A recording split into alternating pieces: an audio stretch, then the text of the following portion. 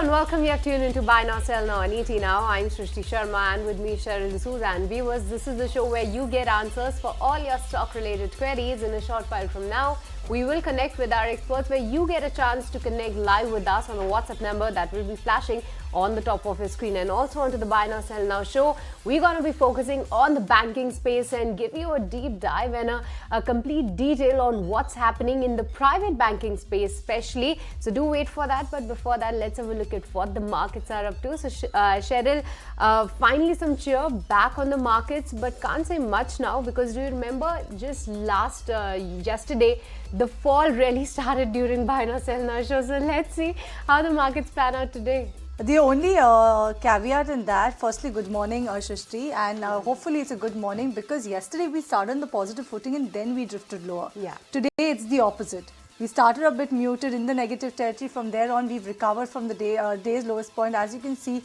nudging towards the day's high when it comes to the benchmark indices. Nifty Bank, that's where that's the index that is stealing the show as of now because it is outperforming the benchmark indices. It saw approximately 2% actually uptick from the day's lowest point, or 2% recovery from the day's lowest point. That's Nifty Bank for you. Take a look at HDFC Bank. Like Shrishti said, we will talk in detail about the top 5 large cap private sector banks, exactly what happened there and why such a reaction in that. And as you can see it on your screen, HDFC Bank, good recovery coming for HDFC Bank. Take a look at Axis Bank, that is reacting to its numbers, now recovered from the day's lowest point as well.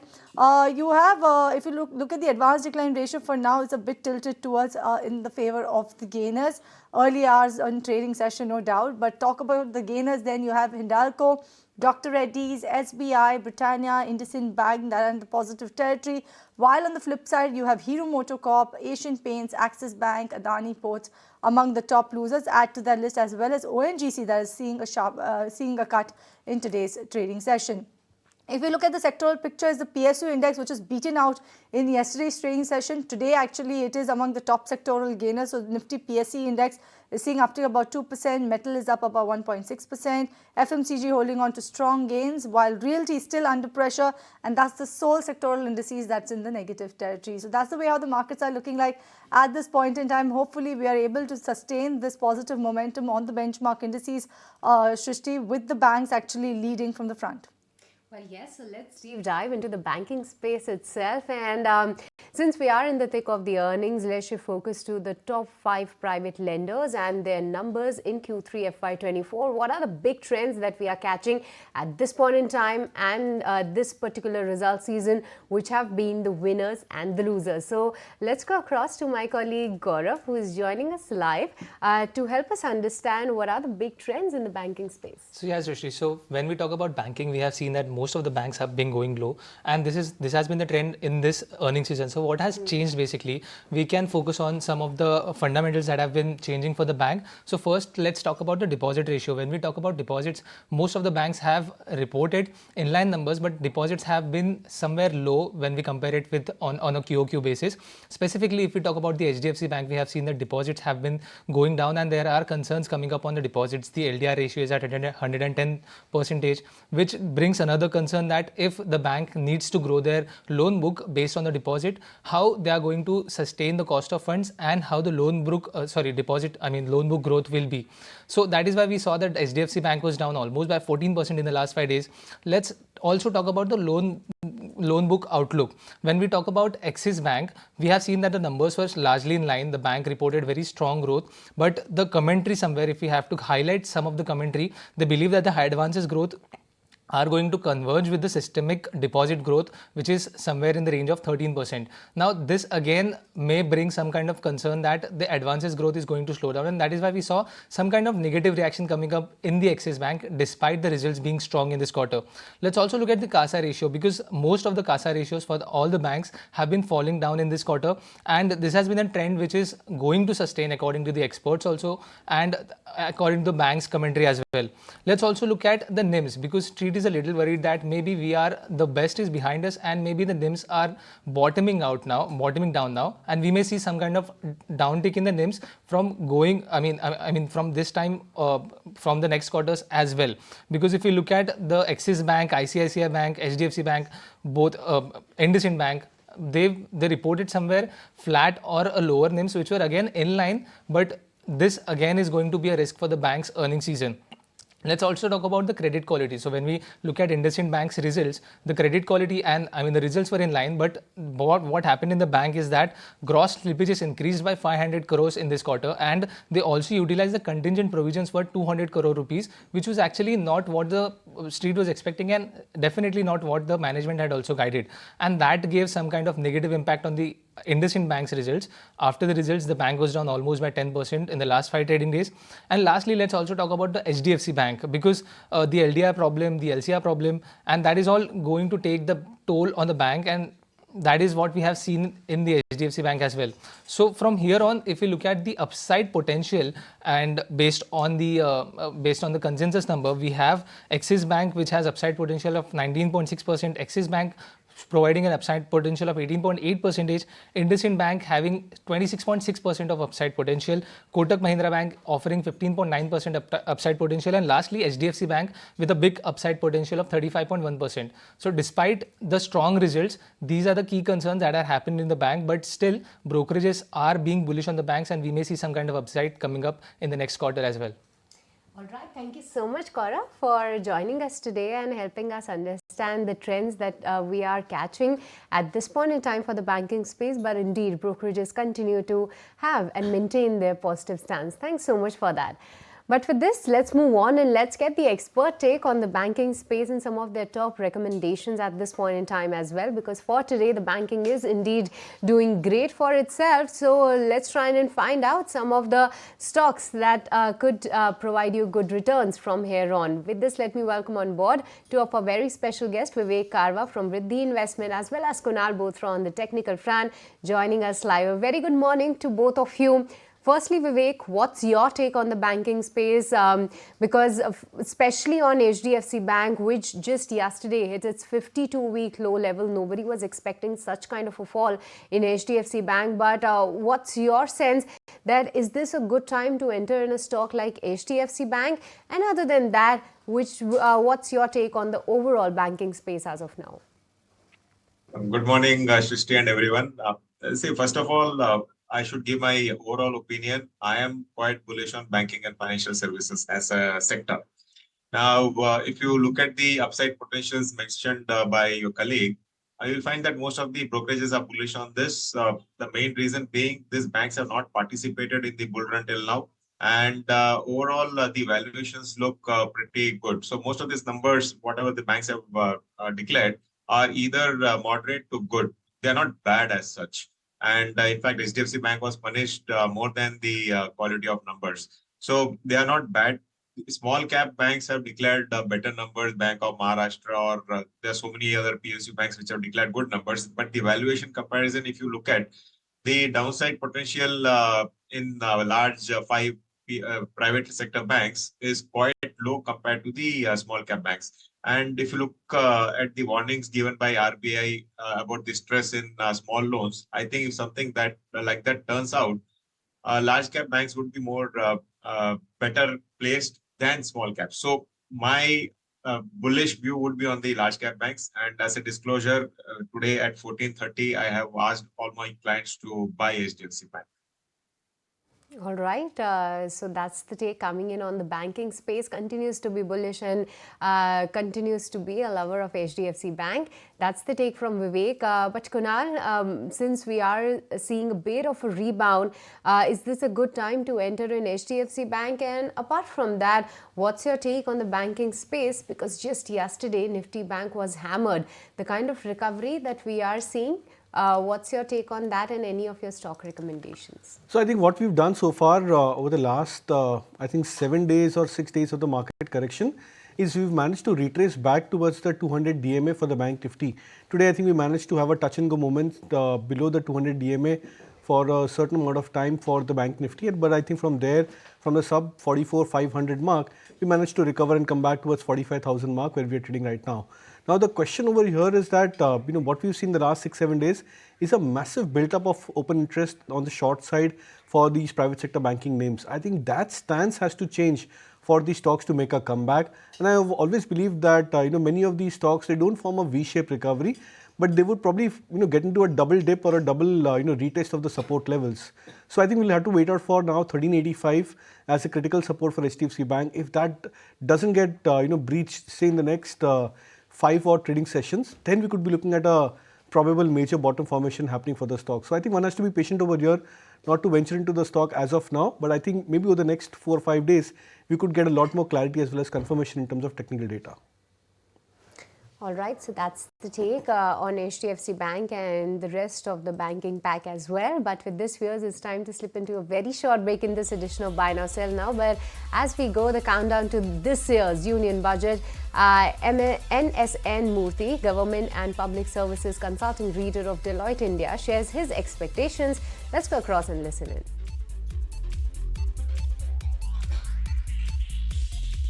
Undeniably are becoming agents of economic growth in India. Once deployed in a scale, helps the MSMEs the most.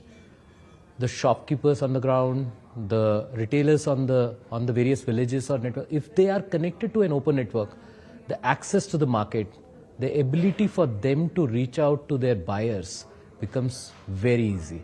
And that will create a lot of economic impact on the ground, which is most important for India at this moment, because MSMEs are the new growth engines for us. Look at the second aspect of this, startups. India is the hub for the startups. Entire evolution of DPI, DPGs in India have been driven through the startups, driving more and more solutions on top of the DPIs which have been, or the railroads which have been built by the Indian government. On top of Aadhaar and other DPIs, so many new innovations have come in. Similarly, on the open networks, there will be several such innovations which will come up. Last and the final one, we do all those things, but the most important is grassroots level person. Now the buyer who's on the center of all the entire revolution, he's now getting choices. He's not limited to connecting one-to-one and depending on certain processes. So open networks gives the entire control and power to the buyer to make sure that he selects and he gets the right product and solutions, or right services for that matter. I strongly believe open networks and investment in the open networks will actually be a long-term impact on making this country a much more economically and sustainable environment.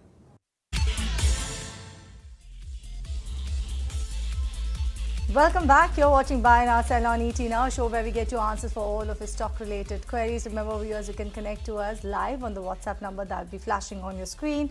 Remember to mention your name, the stock that you're looking to invest in. Do mention the name of that particular stock as well, the time horizon, as well as the buy price and the quantity that you're holding of a stock if you already purchased it. In that way, our experts will be able to help you better. For all the short-term queries, your queries will be taken to Kunal Bothra, who is an expert on the technical front today. For all the long-term queries, your queries will be taken to Vivek Karwa, who's joining us on the fundamentals. Good morning to both of you, gentlemen. And let me take the first query that I have from Prathamesh Kunal, and this one is for you. He's writing to us from Mumbai. He wants to know about Zensar Tech and if he can buy this particular stock at current levels for a period of only 6 months. Yeah, you can consider buy, but I would suggest to just tweak your time horizon over here, because my sense is that many of these mid-cap IT names, they are looking very attractive on the charts. But my only concern is that maybe these stocks would need at least in a couple of quarters to start getting into a strong breakout mode. Zensar Tech has already done exceptionally well.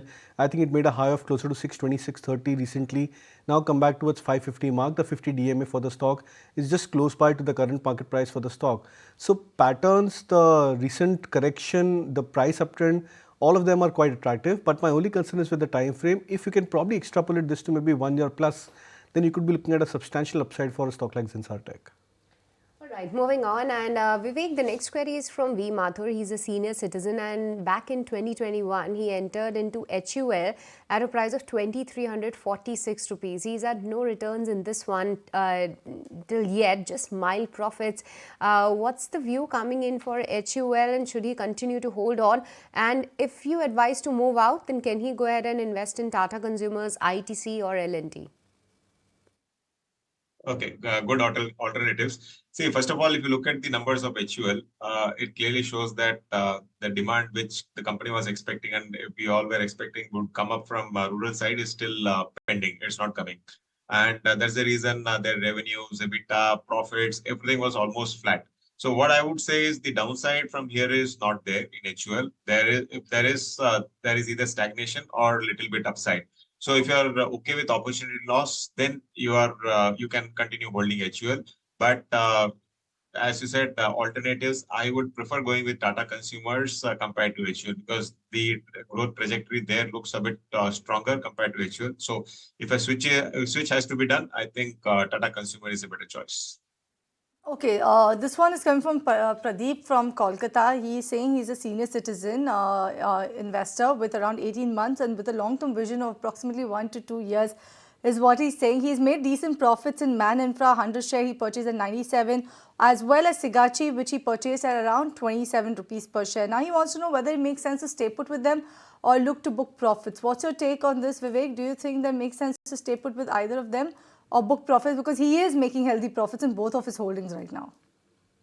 See, what I would suggest is if you really want to go with infra stocks, One Infra looks good, so that you can continue. But Sigachi to me looks a bit costly. So at 49.50p, there is small correction also. I think these stocks can get really punished heavily. So Man Infra is okay. Man Industries is okay. You can connect both of them to infra, but Sigachi, I would suggest profit booking. All right, one more query for you, Vivek. This one is specifically for you, coming in from Hans Raj from Delhi, and he's been holding Kaplan Point, and his buying price is just 2 rupees, where he says that since IPO, he's been holding this counter, and look at the kind of returns that he has got in Kaplan Point. Good time to move out of this particular counter, good time to book out profits, because the stock is already over 1500 rupees. What's the view, and trading at an all-time high level as well? See, you don't buy or sell a stock just because it is in 4-digit numbers. So let it be at 1500s, but the valuation even at this price looks good. The company is into APIs. Company has businesses in America, Africa, USA, and I also think Latin America. So valuation wise also company seems doing well, and going forward I think the downside from here is not there. And pharma and healthcare, after BFSI, I am very bullish on pharma and healthcare, so continue holding it. You might get some more money on it. All right, this one is coming for you, Kunal from Sastamani, who is writing to us from Coimbatore. Apcotex Industry is holding from the levels of 565 rupees per share. He wants to know whether what's your view coming in for the next 18 months, given the fact that the stock is below his buy price. Makes sense that he stays put with them, hoping to recover the losses? So over the last 9 months, 10 months, the stock has been stuck into a 70-point band, 480 as a support, and I think closer to 550, 570 is the resistance for the stock on the medium-term charts within a span of the next 9 months, for the previous 9 months. So I'm expecting that if the trend persists for the stock in the subsequent 8-9 months, you could be looking at the range continuing for the stock. My suggestion is that you can just continue to hold on to the stock price as of now. Maybe if there is any kind of a short-term breakdown closer to 450 levels, that could be a point where you may look to average. And I would believe that sooner or later the stock may eventually come back towards the 500, 550 mark. That could be a point where you may at least trim down your losses and look to exit. All right, Kunal, the next is an FNO query. This one is from Ashok Bri from Chennai, and he says that he has shorted Nifty at 20,620. And should he roll over his position to February month as well? What's the view? His query is not a bit clear, but all in all, I could sense that he's hoping for Nifty to fall in the month of February. So what will be your understanding?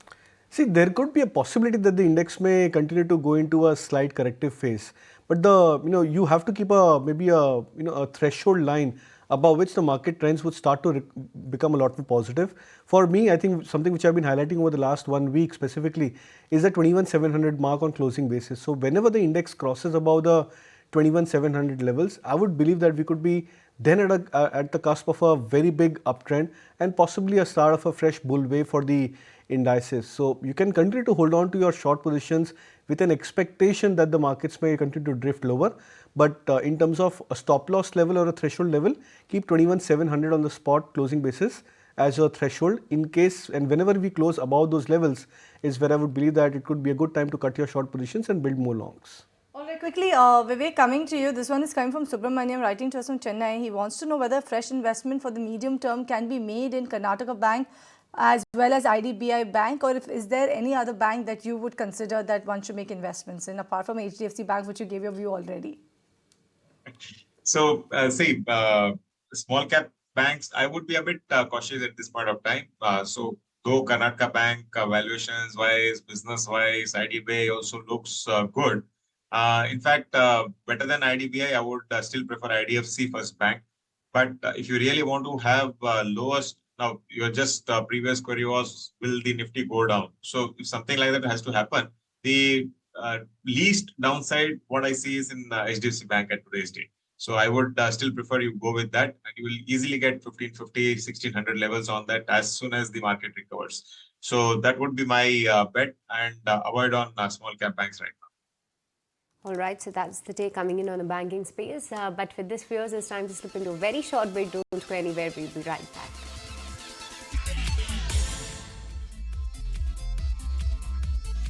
Welcome back to Buy Now Sell Now, show where we get you answers for all your stock-related queries. And taking a quick look at the markets, then Nifty Bank has seen a fall, which is now down in the red territory, down about 74 points. And also Nifty is seen to be coming off the day's highest point. As of now, still holding on to the gains of 22 points. But as you can see on the screen, in the last 15 minutes or so, we did see some selling pressure on both the benchmark indices.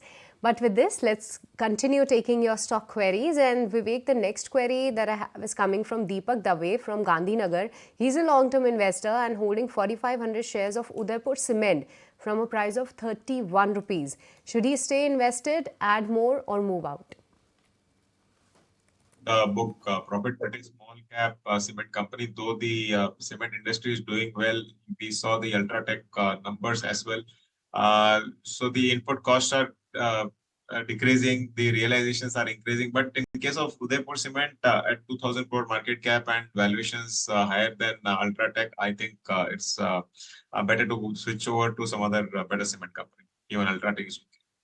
All right, another one coming your way actually, Vivek. This one is coming in from Sagar. He wants a fundamental view on Cummins as well as Kirloskar Oil. He's saying he's bought both the stocks. For Cummins India, the buy price is 500 rupees. For Kirloskar Oil is about 180 rupees per share. He wants to know which one of these counters are good to hold for the longer term. No doubt he's making good returns in both of them. He wants to know which one is better, not from the valuation point of view, but he wants to understand from the business point of view. Which of the companies do you think has more advantage despite government banning diesel engines in the next 5 years? See, what I feel is if you compare both, Kirloskar oil engine looks much better placed valuation wise as well. And see, most of these companies, you need not worry about diesel engines getting banned, because just like Castrol, these companies also will slowly switch over to other alternate business segments. And Cummins at this valuations looks a bit costly. But overall, I am bullish on both the stocks, because the infra push which we are going to see, and it all looks that is just hardly 1 week or so, wherein we'll also see the vote on account and the kind of push again government wants to do on the infra side. So once this happens, I think both are related to capex and infra side. Both are going to benefit. But valuation wise, strictly if you ask me, Kirloskar Oil looks much better. All right, Kunal, the next query is specifically for you, coming from Sridhar, and he wants to know, can he go ahead and buy PFC and RSC at this point in time? He's a long-term investor, and if not now, then any good levels to enter in these names? See, the only change which has happened for PFC, RSC, of course, after yesterday's selling and today's bounce, is that one of the key indicators which we keep a tab on, specifically the EDX, that has now become slight negative for the stock, which means that there is a higher possibility that rallies on the upside may not sustain for these stocks. So in this kind of an environment or scenario, the best strategy is to wait out for corrections. So like a correction, for example, yesterday when the stock I think fell from intraday highs to I think by a margin of 8% from yesterday's high level. So I think you have to wait out for those points when the stock falls by a margin of intraday 8 to 10%. I think those could be good entry points for stock prices, which generally form into these kind of slight negative or bearish consolidative phases. All right, the next one is coming from Najib, who's writing to us from Qatar. He was holding, I think, Adani Wilmar about 1,750 shares at a price of around 338 rupees per share. There have been buzz about that Wilmar stake sale coming in. There are a lot of rumors floating around, Vivek, whether it is ITC going to be Tata Consumer. There's no confirmation on what is exactly going to happen when it comes to that particular stake of Wilmar in Adani. Or rather Adani stake in Adani Wilmar. He wants to know whether he should now look to shift to Adani Ports for the longer term, or do you think the Adani Wilmar will have some scope of upside given the news flow? See, Adani Wilmar had a big problem last year because of palm oil price increases. Now that is history. So companies should start doing well, and the margins also should start improving going forward. But if you're looking at the confusion over if Adani will hold it or sell it to Wilmar, even if Wilmar buys, Wilmar is a strong group, so company would benefit. If they don't sell, also company is going to benefit. And even if somebody else buys, I think business-wise, Adani Wilmar is good poised here. So the comparison is not like what is happening in Z and Adani. I mean, what is happening in Z Group, that is different totally, and this is a different case. So what I feel, you should hold it on. And if you ask me, can I shift to Adani Ports? See, you're comparing Apple and Orange. Both are different businesses. If you ask my opinion on Adani Port, yes, I am bullish on that. Company would continue doing well, and the finest port company in the country as of date. So if you want to shift, really, you can definitely shift, not an issue. But Adani Wilmar also should do good going forward. All right. The next query, Kunal, is coming from Ramamurthy, and he has 100 shares of Piramal Enterprise from a price of 1,100 rupees. Should he go ahead and average this particular stock? Well, not not at current levels. The only concern is because the stock is now showing signs of a bearish crossover. The 50 DMA today has crossed below the 200 moving average for Piramal Enterprise, which means that the trend on the downside may persist for some more time.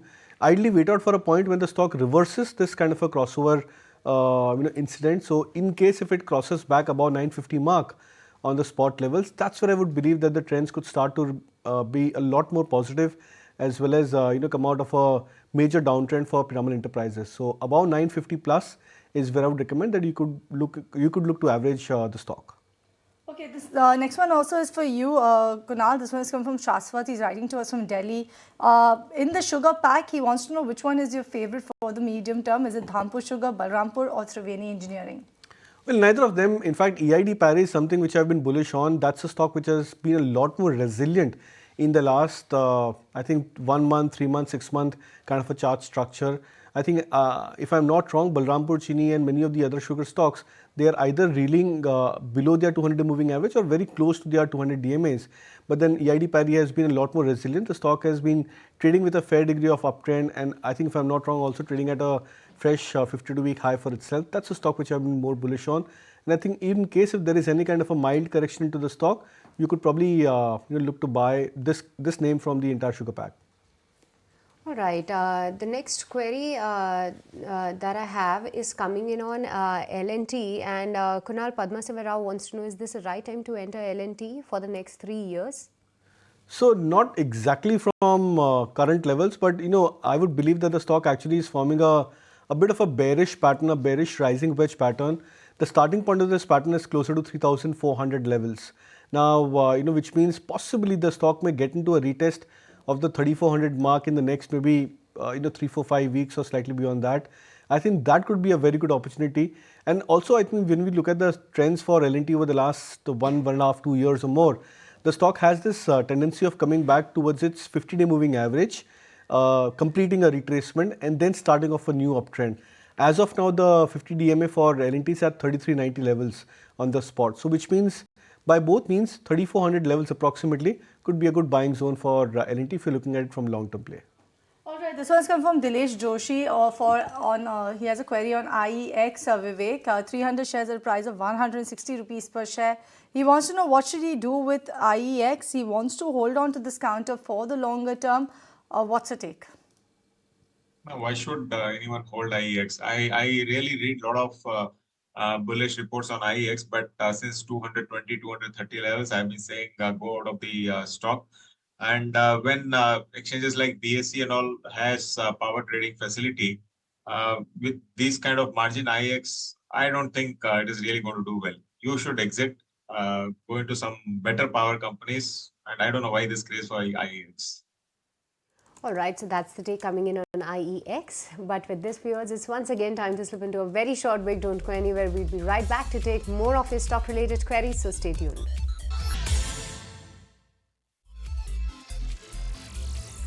Welcome back. You're watching Buy Now, Sell Now on ET Now. Let's continue taking your queries then. And this next query is coming in from Mala from Coimbatore. NMDC Steel purchase at 56 odd rupees. Kunal, any opinion for the next 12 months? Well, I think recent history for the stock, not too much of a data point for NMDC Steel, but I'm very bullish on NMDC as a core stock. I think that stock has looked very attractive to me on the charts, and my longer term targets are much more higher than the current levels for the stock where it's trading right now. So I would probably expect even the NMDC Steel to have a very similar kind of a trajectory. Less amount of charts, so difficult to forecast on it from long term play. All right, Kunal, one more query for you. This one's from Thomas from Kerala, and he wants a 3 to 5 months view on L&T Finance. He has bought 600 shares at a price of 171 rupees. Is that a hold or exit? See, I would recommend to hold on to the stock. My expectation is that L&T Finance is a stock which is now moving into a monthly and a quarterly breakout. So what started off in the last 3-4 months when we saw the stock moving up, I think in the last 3 months it's moved from 118, 120, that was the low the stock had made, towards a point closer to 175 approximately. So it's now gyrating into a higher range. I would believe that possibly 150 could be a good support for the stock in the near to medium term. In case if it happens to correct closer to this 150 mark, good point for you to average. All right, with that, let's start with the rapid fire then. And the first one coming from Naman for you, Vivek. Metro Brands, 250 shares at a price of 1,285. Should he look to hold or exit? He's a long-term investor. Not strict, strong commentary by the management, but I think you should hold it on. Future would be good.